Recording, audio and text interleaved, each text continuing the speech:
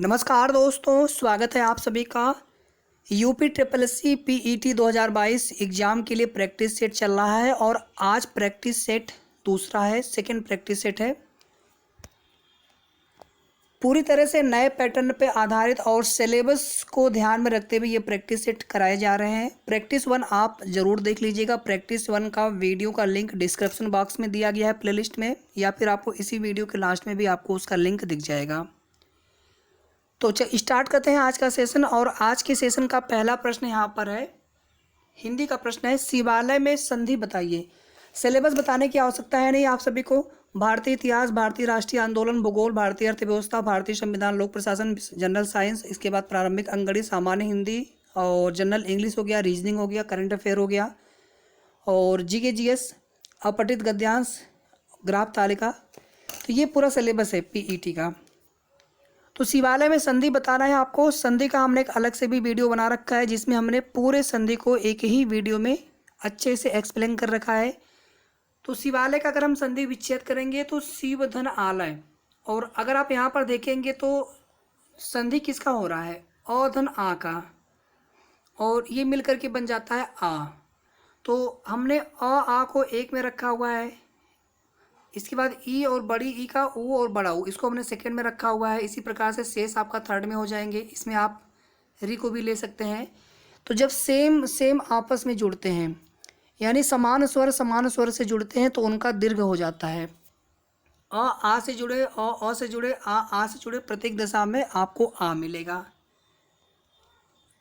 इसी प्रकार से इसमें कोई भी कॉम्बिनेशन बने आपस में, छोटी ई प्लस छोटी ई, छोटी ई प्लस बड़ी ई, बड़ी ई प्लस छोटी ई, या फिर बड़ी ई प्लस बड़ी ई, आपको प्रत्येक दिशा में बड़ी ई मिलेगा। इसी प्रकार से यहाँ पे प्रत्येक दिशा में आपको बड़ा ऊ मिलेगा।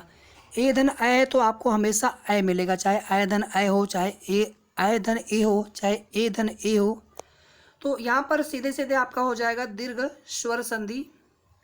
गुण संधि में क्या होता है कि अ या फिर आ के पश्चात ई या बड़ी ई आए तो ए हो जाता है, और अ या आ के पश्चात ऊ या फिर बड़ा ऊ आए तो ओ हो जाता है। यड़ संधि में जस्ट इसका उल्टा होता है, ई या फिर बड़ी ई और ऊ या फिर बड़ा ऊ के पश्चात कोई भी असमान स्वर आए तो ई या बड़ी ई का य बन जाता है, ऊ या बड़ा ऊ का व बन जाता है। अयादी संधि में क्या होता है, ए ऐ ओ औ के बाद कोई भी असमान स्वर आए तो ए ऐ का अय बन जाता है और ओ औ का अव बन जाता है। उसमें जो स्वर जुड़ेंगे उसी हिसाब से, माफ़ी चाहूँगा, ए का अय बन जाता है, ऐ का आय बन जाता है। एक थोड़ा सा आप यहाँ पे सुन लीजिएगा फिर से। ए ऐ ओ औ के बाद कोई असमान स्वर आए तो अयादी संधि होता है। ए का बन जाता है अय, ऐ का बन जाता है आय, ओ का बन जाता है अव, औ का बन जाता है आव। इसके बाद चलेंगे नेक्स्ट क्वेश्चन पे। तो यहाँ पर राइट आंसर हो जाएगा डी, शिवालय में दीर्घ संधि है। अगला क्वेश्चन यहाँ पर प्रारंभिक अंकगणित से है। √32 प्लस √48, और ये जो आपका ये पूरे डिवाइड में है, फिर यहाँ पर रूट आपका 8 है प्लस यहाँ पे रूट आपका 12 है। ये आपको सॉल्व करना है। सॉल्व करके यहाँ पर देख लेते हैं। √32 को हम लोग क्या लिख सकते हैं, 2√8। आप 32 को क्या लिख सकते हैं, 32 को लिख सकते हैं आप 8 × 4। 8 को आप अंदर रहने दीजिए, 4 को आप बाहर लेके आएंगे रूट से, तो 4 का हो जाएगा 2, यहाँ पे 2 मिला आपको। फिर प्लस यहाँ पे देखेंगे आप 48 है, 48 को आप क्या लिख सकते हैं, 12 × 4। 48 को 12 आपका बाहर आएगा तो 2 हो जाएगा, और यहाँ पे रूट में आपका 12 बचा। नीचे डिवाइड में क्या है, √8 प्लस √12। तो इसी को हमने ध्यान में रखते हुए ये कॉमन लिया है यहाँ पर। तो आप देखेंगे यहाँ से 2 कॉमन ले लेंगे तो ये 2 बाहर निकल गया और ये पूरा कैंसिल आउट, और फाइनली कितना आपको आंसर मिला, यहाँ पे 2 मिला। तो यहाँ पे B is the right answer. अगला क्वेश्चन यहाँ पे जनरल इंग्लिश से है। Choose the correct synonym of the given word awful from the options. 4 option यहाँ पर दिए गए हैं, टेरिबल, एबेंडन्ड, काइंडली, सेल्फिश, तो ये होता है किसी चीज़ का त्यागना, छोड़ना, दयालुतापूर्वक, सेल्फिश यानी स्वार्थ, टेरिबल यानी भयानक। तो ऑफुल की जो हिंदी मीनिंग होती है, इसको आप विस्मयकारी बोल सकते हैं, इसको आप डरावना बोल सकते हैं, ऑफुल डरावना, या फिर इसको आप भयंकर, इस प्रकार का भी, सरप्राइज भी एक सेंस में आप ले सकते हैं। तो अगर आप देखेंगे यहाँ पर तो राइट आंसर क्या हो जाएगा, ए, टेरिबल। आपसे सिनोनिम पूछा गया है, ध्यान दीजिएगा। एंटोनिम भी पूछ सकता है, सिनोनिम भी पूछ सकता है। सिनोनिम यानी पर्यायवाची, एंटोनिम यानी विलोम शब्द है।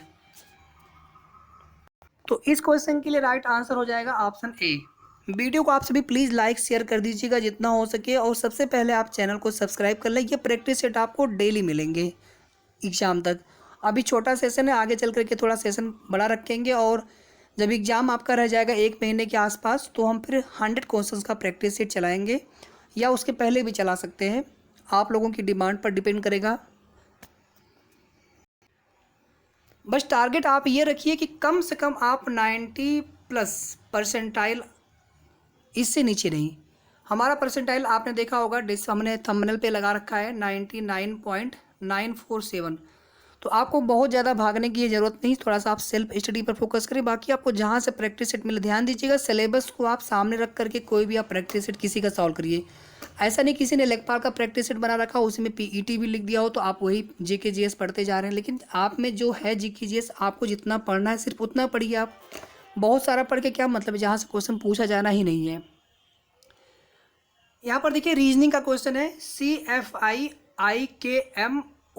और आपको बताना है यहाँ पर क्या आएगा। तो इसको आप कई तरह से देख सकते हैं, जैसे इसको आप यहाँ से ऐसे कोरिलेट कर सकते हैं, अगर ऐसे बने तो ठीक है, नहीं तो उसके बाद फिर क्या करेंगे कि इस वाले सेट का पहला अल्फ़ाबेट, इसका पहला अल्फ़ाबेट, इसका पहला अल्फ़ाबेट, इस प्रकार से कंपेयर करेंगे। फिर इसको आप इस प्रकार से कंपेयर करेंगे, और फिर आई को यम से, यम को क्यू से। देख लेते हैं दोनों सिचुएशन में यहाँ पे क्या मिल रहा है हम सभी को। सी के बाद अगर आप देखेंगे तो DEF +3 करने पे आपको एफ मिलेगा, फिर GHI फिर +3 करने पे आपको आई मिलेगा। लेकिन यहाँ पर फिर ये आगे जो है रिलेशन नहीं मिल पा रहा है। या फिर आप ऐसे देख सकते हैं कि आई में आप +3 करेंगे, आई में आप +2 करेंगे तो आपको के मिलेगा, के में आप +2 करेंगे तो यम मिलेगा आपको। यहाँ पर देखेंगे ओ में +1 पी, पी में +1 क्यू, यानी पहले यहाँ पर +3 ऐड हो रहा था, फिर यहाँ +2 ऐड हुआ है, फिर यहाँ +1 ऐड हुआ है। तो यहाँ पे क्या होगा, यहाँ पे कोई बिल्कुल सीक्वेंस वाला रहेगा, मतलब ऐड होना ही नहीं है, तो ऐसा तो पॉसिबल ही नहीं फिर। तो यहाँ पर ये वाला कॉम्बिनेशन देखिए नहीं बनेगा। आई होप आपको समझ में आ गया होगा मैं यहाँ पे किस प्रकार से करना है इसको। तो यहाँ पर देखिए सी में अगर आप DEFGHI अगर आप +6 करेंगे तो आपको मिलेगा आई, और आई में अगर आप +6 करेंगे JKLMNO तो आपको मिलेगा ओ। इसके बाद दूसरा देखिए, एफ में अगर आप कितना ऐड करेंगे तो के मिलेगा, GHIJK +5 आपको ऐड करना पड़ेगा। फिर के में आप कितना ऐड करेंगे तो आपको पी मिलेगा, LMNOP +5 ऐड करना पड़ेगा। यानी पहले वाले अल्फ़ाबेट में +6 दूसरे वाले अल्फ़ाबेट के लिए +5 और तीसरा चेक कर लेते हैं, आई में JKLM +4 करने पे आपको M मिलेगा, और इसमें +4 करेंगे तो आपको Q मिल जाएगा +4 करने पे। तो इसी तरह से हम आगे करेंगे। सबसे पहले हम क्या करेंगे, O में 6 ऐड करेंगे, PQRSTU तो यहाँ पे मिल जाएगा आपको U। P में आप +5 ऐड करेंगे, दूसरे वाले अल्फ़ाबेट में +5 ऐड करना है, QRSTU तो वापस आपको यहाँ पे U मिल गया। तीसरे वाले में आपको +4 ऐड करना है, Q के बाद +4 आगे जाएंगे तो Q के बाद क्या आता है, RSTU। तो यहाँ पर हमारा राइट आंसर हो जाएगा U डी वाला यहाँ पे करेक्ट आंसर है। तो सबसे पहले आपको पैटर्न समझना है, उसके बाद आपको सीरीज को फिर फॉलो करते हुए आगे वाला जो हमें रिक्वायर्ड होता है उसको हम यहाँ पे प्राप्त कर सकते हैं। चलिए इसके बाद अगला क्वेश्चन देखिए, यहाँ पर भारत में पंचायती राज का व्यवस्था का शिल्पी किसे कहा जाता है। तो सबसे पहले 1957 में बलवंत राय मेहता जी की समिति आई थी, पंचायती राज के लिए त्रिस्तरीय व्यवस्था की इन्होंने संस्तुति की थी। तो भारत में पंचायती राज व्यवस्था का शिल्पी किसे कहा जाता है, बलवंत राय मेहता को। निम्नलिखित में से किस नदी में माजुली नदी द्वीप स्थित है। विश्व में तमाम नदी द्वीप हैं। ये नदी आपकी बीच में आपका यहाँ पे नदी में द्वीप बन गया, मिट्टी का हिस्सा है जिस पे निवास भी होते हैं। माजुली नदी द्वीप पे मानव आबादी भी रहती है। तो ये विश्व का सबसे बड़ा नदी द्वीप है माजुली नदी द्वीप। असम राज्य में ब्रह्मपुत्र नदी पर स्थित है। B is the right answer. भारतीय संविधान में समवर्ती सूची की अवधारणा किस देश से ली गई है? ऑस्ट्रेलिया से ली गई है। दक्षिण अफ्रीका से संविधान संशोधन की प्रक्रिया। जर्मनी से आपातकाल आपातकाल आपातकाल हो गया। ब्रिटेन से संसदीय व्यवस्था, इसको भी आपको याद रखना है। आयरलैंड से नीति निर्देशक तत्व। रूस से मूल कर्तव्यों की संख्या टोटल 11 है। अमेरिका से मूल अधिकारों की कुल संख्या 6 है। इतने फैक्ट आपको यहाँ पे पता चल गए और इस क्वेश्चन के लिए राइट आंसर ए है। अगला क्वेश्चन देखिए भारत का। देखिए मैं बहुत सारे फैक्ट आपको रिपीट करता रहूँगा रिवाइज पर्पज से। भारत का कौन सा पूर्वी राज्य बांग्लादेश से 3 ओर से घिरा हुआ है? त्रिपुरा। ये बांग्लादेश से 3 ओर से घिरा हुआ है। इस प्रकार से आपका यहाँ पे त्रिपुरा है और इधर आपका बांग्लादेश है।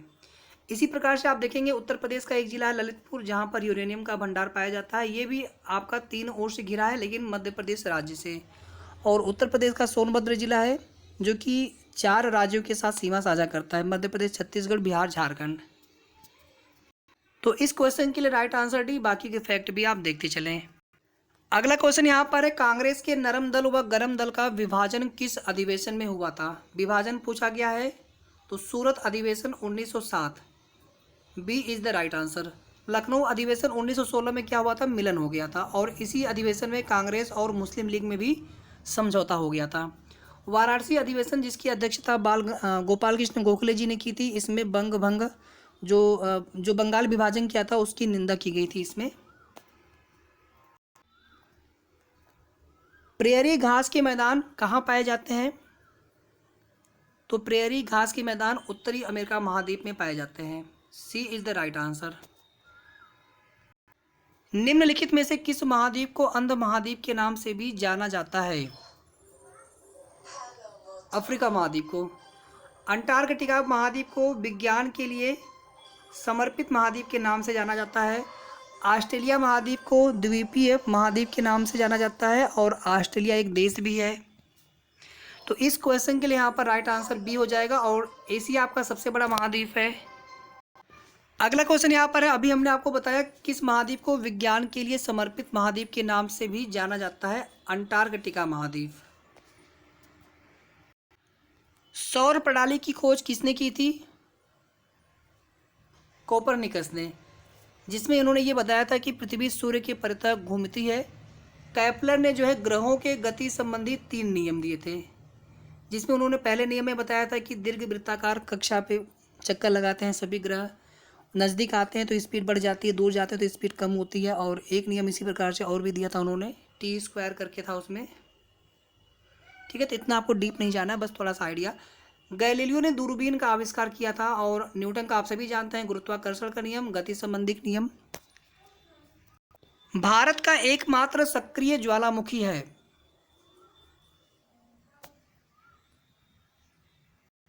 तो भारत में एक ही सक्रिय ज्वालामुखी है और एक ही शांत ज्वालामुखी है।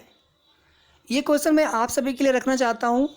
नारकोंडम द्वीप और बैरन द्वीप, आपको बताना है इसमें से कौन सा भारत का सक्रिय ज्वालामुखी है, कौन सा शांत ज्वालामुखी है। मैं आपको नेक्स्ट सेशन में इसका आंसर बता दूंगा। आंद्रोथ द्वीप जो है लक्षद्वीप का सबसे बड़ा द्वीप है और इसी द्वीप पर लक्षद्वीप की राजधानी कावारत्ती स्थित है। आंद्रोथ द्वीप, ठीक है। उत्तर प्रदेश का कौन सा जिला 4 राज्यों के साथ सीमा साझा करता है? सोनभद्र। मध्य प्रदेश, छत्तीसगढ़, झारखंड और बिहार, 4 राज्यों के साथ यह सीमा साझा करता है। सहारनपुर उत्तर प्रदेश का सबसे उत्तरी जिला है। ललितपुर 3 ओर से घिरा हुआ है मध्य प्रदेश से। बलिया उत्तर प्रदेश का सबसे पूर्वी जिला है। सबसे पश्चिमी जिला उत्तर प्रदेश का शामली है, सबसे पश्चिमी, और सबसे दक्षिणी जिला सोनभद्र है। कांग्रेस की सबसे पहली महिला अध्यक्ष बनी थी 1917 में एनी बेसेंट जी। अगर आपसे यहाँ पर भारतीय होता, सबसे पहली भारतीय महिला अध्यक्ष, तो कानपुर अधिवेशन 1925 में, ये आपका कलकत्ता में हुआ था 1917, जिसमें सबसे पहली बार महिला अध्यक्ष के रूप में नामित हुई थी एनी बेसेंट जी, कांग्रेस के अध्यक्ष। और 1925 में कानपुर अधिवेशन होता है, जिसमें सरोजिनी नायडू जी अध्यक्षा बनती है, और ये पहली भारतीय महिला अध्यक्ष बनती है कांग्रेस की।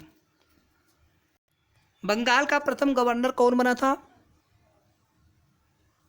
तो बंगाल का प्लासी युद्ध के पश्चात 1757 के पश्चात सबसे पहले बंगाल का गवर्नर बनता है रॉबर्ट क्लाइव। राइट आंसर इस क्वेश्चन के लिए ए। वारेन हेस्टिंग्स, तो ये बंगाल का प्रथम गवर्नर जनरल बनता है। विलियम बेंटिक, ये भारत का पहला governor general. Warren Hastings Bengal का पहला governor general, William Bentinck Bharat का पहला governor general, Lord Canning Bharat का प्रथम वायसराय। एक लास्ट क्वेश्चन यहाँ पे और कर लेते हैं और यहीं पर सेशन समाप्त करूंगा, और इसके बाद हम लोग कल मिलेंगे प्रैक्टिस सेट 3 में। तो जितना हो सकता है दोस्तों वीडियो को आप लोग प्लीज़ शेयर करते रहा करें, प्रश्नों की संख्या आगे बढ़ाई जाएगी। और वीडियो को आप प्लीज़ लाइक कर दिया करिए जितने भी आप लोग देख रहे हैं, और सबसे पहले आप चैनल को सब्सक्राइब करके बेल आइकन ऑन कर लेंगे तो नोटिफिकेशन आपको वीडियो की मिलती रहेगी, और ये सेशन आपको डेली मिलता रहेगा। वीडियो कैसा लगा आप सभी को ये भी आप प्लीज़ कमेंट करके बताएं। लास्ट क्वेश्चन यहाँ पर देख लेते हैं, और एक क्वेश्चन जो हमने आप सभी से पूछ रखा है उसको आपको कमेंट करके बताना है। नेक्स्ट सेशन में मैं आपको उसका आंसर बताऊंगा। पंचायती राज्य का संबंध संविधान की किस अनुसूची से है? तो 1992 में 73वां संविधान संशोधन किया जाता है, और आप देखेंगे अनुच्छेद 243 में कई जो है सब अनुच्छेद जोड़े जाते हैं, और एक अनुसूची जोड़ी जाती है अनुसूची 11। तो पंचायती राज का संबंध संविधान की अनुसूची 11 से है। 12 में जो है नगर पंचायत है, 10 में आपका दल बदल विरोधी कानून, और 8वीं में आपका जो भाषाएं हैं भारतीय भाषाएं। तो सेशन यहीं पर समाप्त करता हूं साथियों। वीडियो को पूरा देखा आप सभी ने, वीडियो कैसा लगा आप सभी को कमेंट करके जरूर बताएं। कितने प्रश्न आपने सही किए ये भी आप बताएं। मिलते हैं कल के प्रैक्टिस सेट में। धन्यवाद।